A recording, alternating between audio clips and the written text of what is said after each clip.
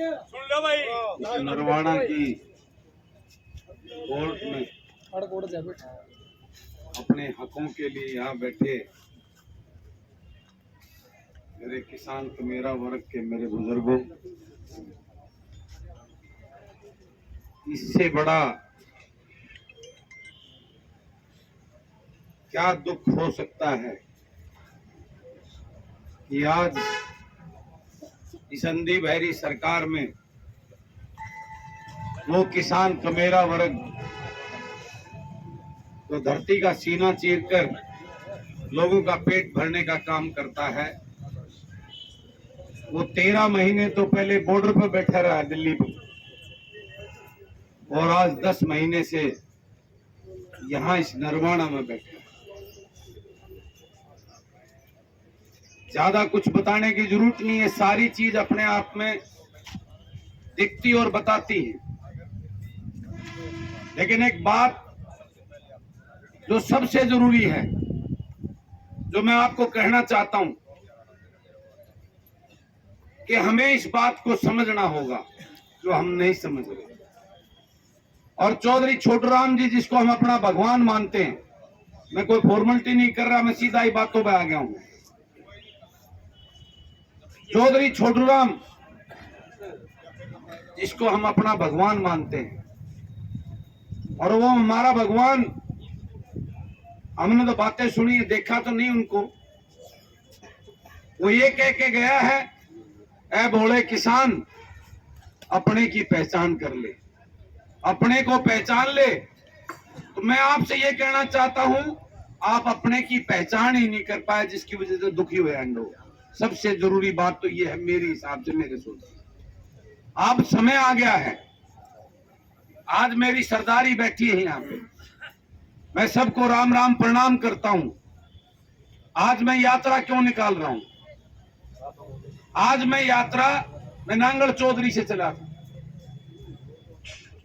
राजस्थान के बॉर्डर से, और यहां नरवाड़ा पहुंच गया हूं। आज 65% लगभग, अगर सीधा क्रॉसिंग का देखे तो 65% सफर मैंने तय कर लिया। 400 किलोमीटर के करीब का सफर मैंने तय कर लिया है। मैं वहां से सुनने लगा था बॉर्डर से, वहां तकलीफ थी कि उनकी सरसों को पाड़ा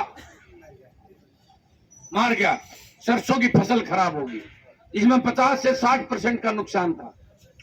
फिर आगे न आया दादरी ताइया समस्या थी, दादरी आगे कलानौर में, मैं जुलाना में आया, थोड़ा जल प्रवाह की भयंकर समस्या, हजारों एकड़ जो है वो बने बुआरे के पड़ी है, उसमें पानी भरा है। आगे गया तो आगे पाछले किधर जल भराव है, किधर पाछले रपिया का रोड़ा है, किधर सुंडी या लाल गुलाबी या बीमारी कपास में लाग गई, और पीछे जो ना ओड़े पड़े उड़ेंगे, और यानी किसान की समस्या वहां से लेकर यहां तक किसान की समस्या। लेकिन हम कुछ दिन तो तकलीफ में रहो वहां, और फिर भूल जाए इन बातों में।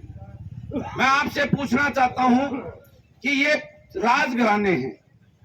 आज मैं अपने मुंह से नहीं कहनी चाहिए, मैं भगवान से प्रार्थना करता हूं मेरे हलके में किसी का नुकसान ना हो। अभी भाई जोगेंद्र ने बताया 160-65 किले जल गए गेहूं के, और उसका मुआवजा आज तक नहीं मिला है। तो मैं आपसे कहना चाहता हूं ना, ये कमी किसकी है? ये कमी आपकी है। आप अपने वकील, अपना प्रतिनिधि जो आपकी वकालत करे, जो विधानसभा में पंजा के तान होकर गए, वो अपने लिए तो लड़ रहा है, उसने मंत्री पद नहीं मिला, उसने बड़ा चेयरमैन ही नहीं मिली, उसने मलाई नहीं मिली, वो कभी आपके लिए बोलता सुना आपने विधानसभा में? तो ये कमी किसकी है? ये जो आपको आपकी वोट को लूट लेंगे, जमुना पार का नारा देकर खट्टर भाजपा ने जमुना पार भेजे थे, और आज भी आप उनका स्वागत करते हो, बड़े शर्म की बात है। किससे बड़ी शर्म की बात क्या होगी? किसकी कमी है ये? आज भी मैं नरवाड़ा में उचाड़ा में देखता हूं, कल जिसको घुसने नहीं दिया जाता था, जिसका हेलीकॉप्टर नहीं उतरने दिया जाता था, और आज भीड़ की भीड़ देखता हूं। किसकी कमी है ये? अगर जब तक इन बातों से आप बाहर नहीं निकलोगे, जब तक इन लुटेरों को नहीं समझोगे, जब तक आपका कुछ भला नहीं हो सकता। मैं कड़वी बात कह के जा रहा हूं आपको। हमें खुद को बदलना होगा, खुद को करना होगा। ये भीख मांगने से कुछ नहीं होगा। धरना देखे 13 महीने में क्या दे दिया आपको? पूरा हिंदुस्तान नहीं, पूरा विश्व देख रहा था। हमने दिल्ली की अपनी राजधानी को घेरे रखा। मैं वहीं होता था, क्या मिल गया आपको बताइए? मैं कुछ नहीं मिला, सिवाय एक ढकोसले के अलावा कदे राज्य हो मारता में मिल गया, कुछ नहीं मिला। और 8-10 महीने से आप बैठे हो, और 4 दिन पहले वो खट्टर मुख्यमंत्री इस प्रदेश का वो आपके पड़ोस में आके गया है। आपको देना होता था, यहां चल के आता। ये जनता जनार्दन है, ये वोट देती है, जब उन प्रतिनिधियों चुनती है वो मंत्री और मुख्यमंत्री बनते हैं। कहां परवाह है इनको आपकी? आप बैठे रहो, कोई परवाह नहीं है। आपको सजग सावधान, आपको जागना होगा। मेरी जन जागृति यात्रा, हम बट गए एक दूसरे को देख के, हम खुद एक दूसरे के दुश्मन हो गए हैं। हमारे नेता अपनी अपनी दुकान चला रहे हैं। मैं कड़वी बात कह के जा रहा हूं। कौन सा नेता मेरे साथ खड़ा हुआ है? मैं नांगल चौधरी से चला था, बताइए आपको कौन सा किसान नेता मेरे साथ आके खड़ा हुआ है? मैं किसान की बात करता हूं, युवा की बात करता हूं। मेरे से बड़ी तो कोई बात नहीं करता होगा। मैंने सबको फोन किए, भाई को भी फोन किया, मेरा फोन नहीं उठाया। मैं कड़वी बात कह रहा हूं। हम खुद बटे पड़े हैं, हमारा कुछ हो नहीं रहा, इसलिए हमारा ये लोग फायदा उठा रहे हैं। इनकी औकात नहीं है राजनीतिक लोगों की। जिस दिन हम इकट्ठे होंगे, आपके दरवाजे पे आके आपके पैर पड़ेंगे, ये वादा करता है आपको बलराज। उसके लिए हमें खुद को बदलना होगा। हमें भीख नहीं, अपना हक चाहिए। और हक के लिए आपको मैं बताना चाहता हूं, आपको वो वकील, अपने वो बेटे जो किसान के बेटे, गरीब मजदूर के बेटे, जो उस तकलीफ को जानते हो, जो आपके गांव में पैदा हुए हो, गांव में पड़े हो, उनको अपना वकील बनाकर विधानसभा में भेजना होगा। ऐसे चोर उचुक्कों को नहीं, जो मलाई खाने के लिए चंडीगढ़ में पूछ मारते रहे और आपकी कभी जिक्र नहीं करी, जिसकी वोट लेकर वो विधानसभा में पहुंचते हैं। ये कहना चाहता हूं मैं आपको, ये सब कुछ मिलेगा जिस दिन विधानसभा में 50-60 बलराज कुंडू की सोच के आपने अपने बेटों को अपना वकील बनाकर भेज दिया। वादा करता हूं, किसी को धरने पर बैठने की जरूरत नहीं पड़ेगी इस प्रदेश के अंदर।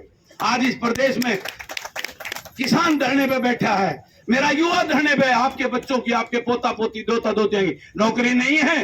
वो नशे की तरफ जा रहे हैं, वो अपराध की तरफ जा रहे हैं, उनका भविष्य खतरे में है। पहले पंजाब का नंबर ऊपर होता था नशे के अंदर, आज मेरा हरियाणा नंबर बना गया है, पंजाब से नीचे। हमारे बच्चों को, आपके पोता पोती, आपके दोता दोती का भविष्य खतरे में है। आपको ये जमीन तो बाद में, किस खातिर जमीन बो रहे हो आप? जब आपकी औलाद ही वंश नहीं बचेगा तो क्या करोगे इस जमीन का? मैं ये कहना चाहता हूं, मैं जन जागृति यात्रा जो निकाल रहा हूं, ये आप लोगों को जगाने के लिए निकाल रहा हूं। मेरे पैरों में घाव पड़े हुए हैं, छाले पड़े हुए हैं। वह मैं मारे तो मैंने दोबारा गढ़ी वोटा जिता देंगे। अगली बार तो 50,000 से ज्यादा जिताने की गारंटी ले जमे हुए। मैं इसलिए निकला हूं, मैं वोट मांगने नहीं निकला इस प्रदेश में, आप लोगों के पास वोट मांगने नहीं आया। मैं ये कहने आया हूं, जागो ऐ भोले लोगों, जिसको हम भगवान मानते हैं उसकी बात भी मान लो। तुम बात नहीं मानते, आपस में भिड़े खड़े हो, आपस में लुड़े पड़े हो। हमें एक होना होगा, हमें खुद होना होगा। और ये राजघराने बना दिए तुमने, जो भोली बाड़ी करके आपकी वोट लूट ले जाते हैं। मेरी चाचा मेरी सुन ले, बात बताऊं एक, मैं आपसे पूछना चाहता हूं, जिनको कहने से आपने वोट दी, वो लुटेरा परिवार, उसका दादा परदादा और उसका बाबू था, वो खुद है। कौन सा बिजनेस करते हैं बताओ? पूछता हूं मैं आपसे, इनका कोई काम धंधा सुने आज तक? फिर कैसे रहते हैं 1000-1000 करोड़ के घरों में? इनके 1000-1000 करोड़ की कोठियां हैं जिसमें ये रहते हैं। कहां से आया वो पैसा?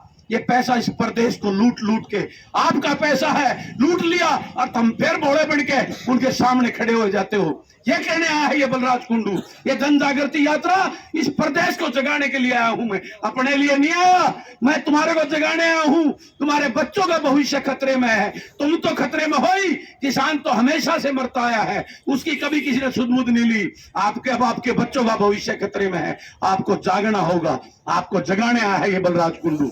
अकेला चला था, आज कारवां बना है, सबका जाना चढ़ लिया है। लेकिन मेरा फायदा तब है जब तुम जागोगे और तुम इस बात की गारंटी लोगे। अगर वो छोरा कुंडू कह के गया है, ये काल अपने किसी बेटे को बनाएंगे। ये राजघराने जो बन गए, इनके 50-50 हजार करोड़, लाख करोड़ की संपत्तियां पूरे विदेशों में पड़ी है, होटल बना रखे हैं। तुम्हारा क्या है? ये किसान गरीब तो मर रहा है, कोई परवाह नहीं है आपकी। इनको नकार दो, इनके जूते मारो। अगर अपने आप को और अपने बच्चों को बचाना है, नौकरियां बिल्कुल खत्म कर दी है, कोई सरकारी नौकरी। ये चुनाव आ गया है, एक बार काट देंगे दिखाता ही।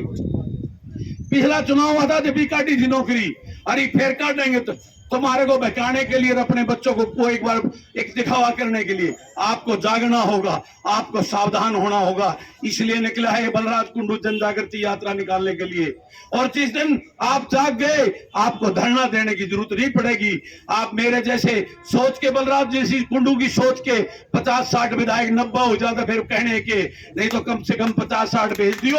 उस दिन किसी ने ना युवाओं को धक्के खाने पड़ेंगे और ना मेरे किसान को कहीं धरने पे बैठना पड़ेगा। ये कहने आया है ये बलराज कुंडू। मुझे कुछ नहीं चाहिए, मैं तो आपको आपके बच्चों के भविष्य के लिए जगाने और सावधान करने आया है बलराज कुंडू।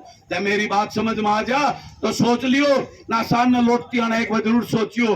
अगर मैं मारा कुंडू जो कह रहा था वो ठीक कह रहा था, गलत कह रहा था। मेरी तड़प, मेरी टीस, मेरे किसान की। मैं किसान के घर में पैदा हुआ हूं।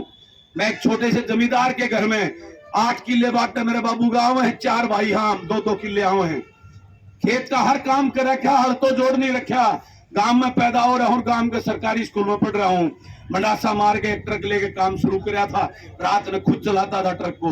भगवान ने जब ठीक ठाक दिन दिए, जब निकला था कुछ एक सोच ले गए। मेरे तो खानदान में किसी ने पंचायत मेंबर का चुनाव लड़ने की भी नहीं सोची थी। लड़ना तो बहुत दूर की बात है। मैं इस राजनीति में आया हूं कुछ बदलने के लिए, कुछ करने के लिए। और ये राजघरानों की जो लूट है, जिसे मेरा गरीबी है भोड़ा, मेरा हरियाणा वाले ये गरीब भोड़ा किसान इनकी बातों में आकर इनकी जय जयकार कर देता है, इनकी दुकान चला रखी है। मैं कहना चाहता हूं हाथ जोड़ के, उस चौधरी छोटूराम ने इन लालाओं की दुकान बंद करी थी, आप लोगों ने फिर वो रजवाड़े खड़े कर दिए। इनसे बच लो। ये हाथ जोड़ के आपको कहने आया है बलराज कुंडू, मुझे कुछ नहीं चाहिए, अपने बच्चों के भविष्य के लिए, इस किसान का मेरा वर्ग को जिंदा बचाने के लिए ये कहने आया हूं। और ये बात छोड़ दो, ये कुछ नहीं मिलना, इन धरने पड़ना हमें 10 महीने में तो घर बैठ के उतना जितना होता कि दाढ़ी कर लो, जो फालतू हो जाती। ये अंधी बहरी सरकार को सबक सिखाने के लिए आ खड़े हो। इनका मूल पालन के लिए तैयार हो जाओ। इनको घर भेजने का काम करो। आज बेरोजगार हमारे बच्चे कर दिए इन पार्टी के नेताओं गुलामों, जो अपने गुलामों को टिकट देगा आपके बीच में छोड़ देते हैं और आप उनको वोट देकर वहां भेज देते हो।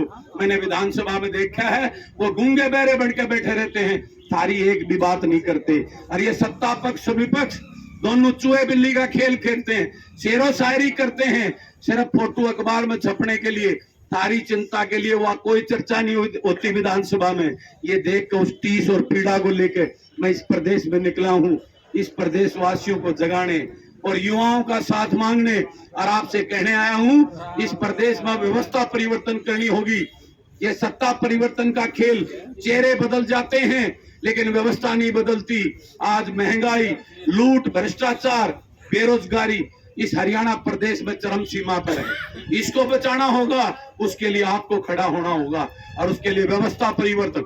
और व्यवस्था परिवर्तन तब होगी जब पढ़े लिखे गरीब किसान मजदूर के घर का पैदा, जो नई सोच का पढ़ा लिखा युवा ऊर्जावान विधानसभा में आपका वकील बढ़ के जाएगा, तब वो व्यवस्था परिवर्तन होगी।